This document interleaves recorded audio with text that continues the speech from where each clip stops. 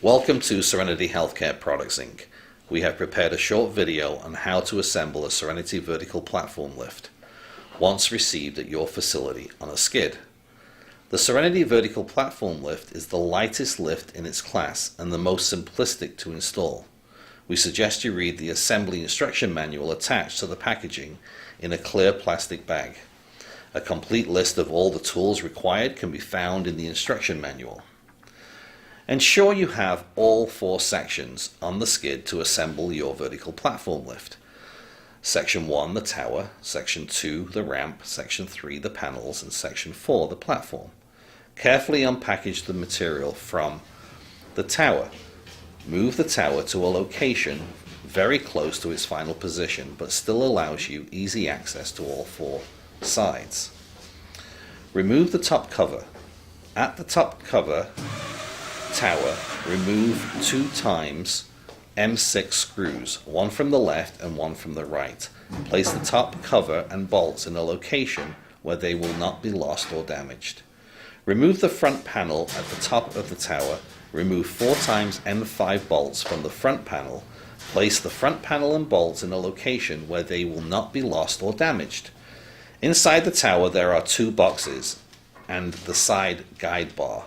Remove the boxes and unpackage the material. One box is the platform control box.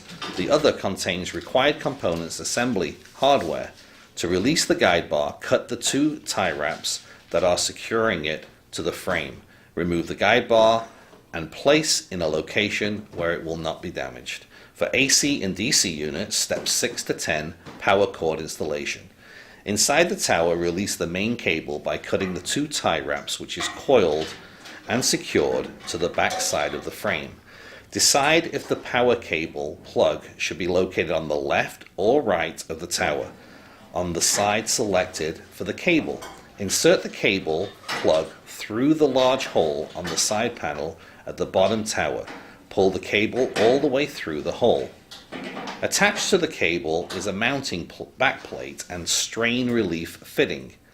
Mount the backplate by holding it up against the inside of the panel. Secure in a place from the outside of the panel using 2 times M5 screws. Tighten the strain relief fitting. From the hardware kit, mount the spare plate and fitting to cover the same hole on the other side panel of the tower using 2 times M5 screws. Secure the AC cord to the back frame with tie wraps to avoid damage to the cable during operation.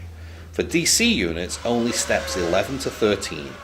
Inside the tower, release the 2 wires which are coiled and secured to the back side of the frame by cutting the 2 tie wraps. Refer to the battery connection instructions to install the batteries and make the proper electrical connections. See installation manual, page 21, located in the hardware box. Decide if the breaker should be located on the left or right side of the tower. Unscrew the outer locking nut. Insert the breaker button through the large hole on the side panel at the rear mid-section of the tower. On the side selected for the breaker, and reinstall locking nuts are secure. Now for the platform. Carefully unpackage the material from the platform section. Position the platform on the ground just in front of the tower. You can use a small wheel dolly as shown.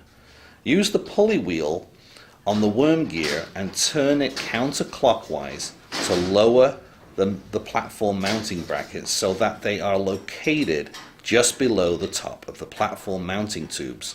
This will allow installation of the platform onto the mounting brackets without physically lifting the platform. Carefully align the platform with tower and push the platform against the tower platform mounting brackets. Use the pulley wheel on the worm gear and turn it clockwise to raise the platform mounting brackets to engage the platform tubes. Lift the platform off the ground for only a few inches. Align the mounting holes and install the 4 times M16 bolts. Inserting the bolt from the front and installing the nut from the back, tighten all hardware securely. See video regarding utilizing CPO to move platform up, pressing limit switch, and prepare instructions here. Now for the panels. Carefully unpackage the panel from the panel's packaging. Be careful not to damage or scratch the acrylic panels. Install the largest panel on the back side of the platform. Lift it up onto the platform and lean it against the tower.